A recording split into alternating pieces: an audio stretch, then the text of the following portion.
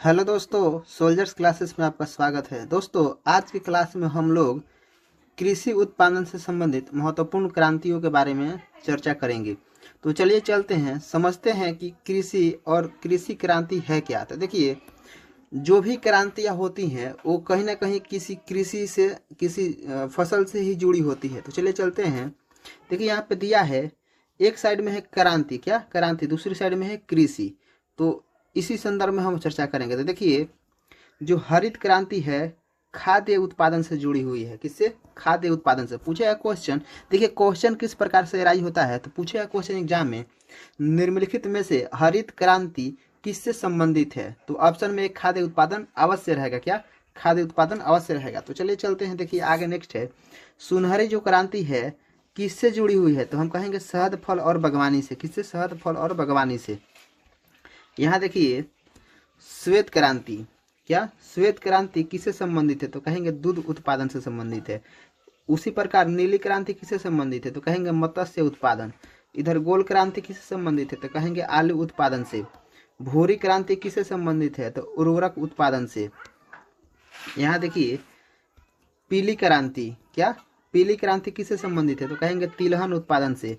रजत क्रांति अंडा उत्पादन से। गुलाबी क्रांति झींगा मछली से। लाल क्रांति मांस टमाटर उत्पादन से।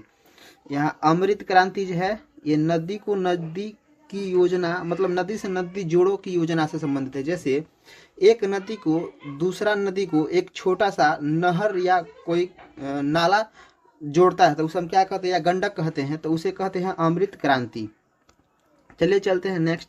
देखिए, इंद्रधनुष क्रांति, क्या इंद्रधनुष क्रांति किससे संबंधित है? तो कृषि संबंधित समग्र क्रांति से संबंधित है।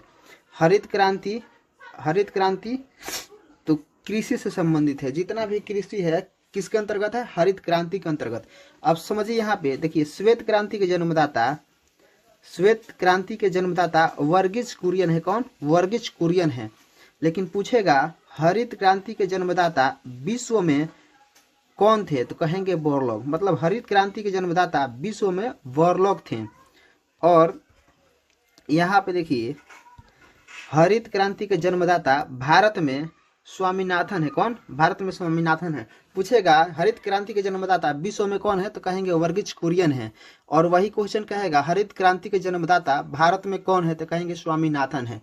अब देखिए, यहाँ थोड़ा समझिए, यहाँ थोड़ा समझिए, थोड़ा इसको शॉर्ट करते हैं। देखिए, यहाँ दिया है रबी फसल, क्या रबी फसल।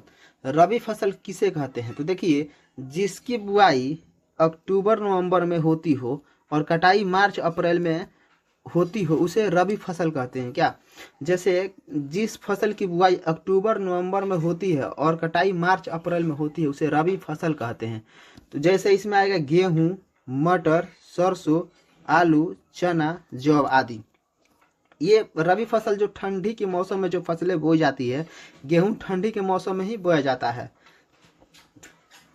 और मार्च अप्रैल में उसे काट लिया जाता है, तो उसे कहते हैं रबी फसल। चलिए अब नेक्स्ट चलते हैं। देखिए, यहाँ दिया है खरीफ फसल। क्या? यहाँ देखिए, समझिए, खरीफ फसल, क्या खरीफ फसल। तो खरीफ फसल किसे कहते हैं? तो हम कह सकते हैं जिसकी बुआई जून जुलाई में होती हो और कटाई अक्टूबर नवंबर में होती हो उसे हम खरीफ फसल कहते हैं। जो अभी का समय है वो क्या है? हमारा खरीफ फसल है। खरीफ फसल में आ जाएगा धान, गेहूं नहीं होगा। क्या? ये गेहूं नहीं होगा। क्या? गेहूं नहीं होगा। यहाँ पे आएगा धान, गन्ना, मक्का, कपास, ज्वार, बजरा, मूंगफली, नील, चाय, केला आदि। कह सकते हैं हम कि खरीफ फसल उसे कहते हैं जिसकी बुआई जून जुलाई में और कटाई अक्टूबर नवंबर में हो उसे हम खरीफ फसल कहते हैं। इसके अंतर्गत धान, गन्ना, मक्का, कपास, ज्वार, बजरा, मूंगफली, नील, चाय आदि, केला आ जाते सम्मिलित हैं। अब देखिए, यह जायद फसल है। क्या? जायद फसल। जायद फसल किसे कहते हैं? तो जायद फसल हम कहेंगे जिसकी बुआई मार्च अप्रैल में हो और कटाई मई जून में हो उसे हम जायद कृषि कहते हैं। यानी कह सकते हैं कि जब हम रबी फसल के तुरंत बाद कौन सी फसल होती है? जायद फसल। जायद फसल उसमें हम कहते हैं, उसमें किस किस की बुआई होती है? तो उसमें खीरा, ककड़ी, सब्जी, तरबूज, मूंग, प्याज आदि की बुआई होती है, उसे हम कहते हैं जायद फसल। अब चलिए चलते हैं, यहाँ पे देखिए एक नोट में लिखे हुए हैं। देखिए नोट, कृषि के साथ साथ जब पशुपालन किया जाता हो उसे हम मिश्रित कृषि कहते हैं। जैसे हम कृषि के साथ साथ पशुपालन भी कर रहे हैं, उसको मिश्रित कृषि कहा जाता है। पूछेगा क्वेश्चन ऐसे कि कृषि के साथ साथ पशुपालन करना क्या कहलाता है, उसमें 4 ऑप्शन रहेगा, एक ऑप्शन ये मिश्रित कृषि भी रहेगा। तो आशा करते हैं कि इस टॉपिक को आप लोग अच्छे से समझ गए होंगे। ये टॉपिक विभिन्न एग्जामों में पूछा जाने वाला एक क्वेश्चन इसमें से अवश्य रहता है, चाहे वो एसएससी जीडी हो, आर्मी हो, नेवी हो, एयरफोर्स हो, विभिन्न प्रकार के एग्जामों में एक क्वेश्चन इसमें से अवश्य रहता है। तो आशा करते हैं कि वीडियो अच्छा लगा हो तो एक लाइक, शेयर और सब्सक्राइब अवश्य करें, ताकि अगर अगला वीडियो में लाऊं तो आप तक पहुंचे। धन्यवाद।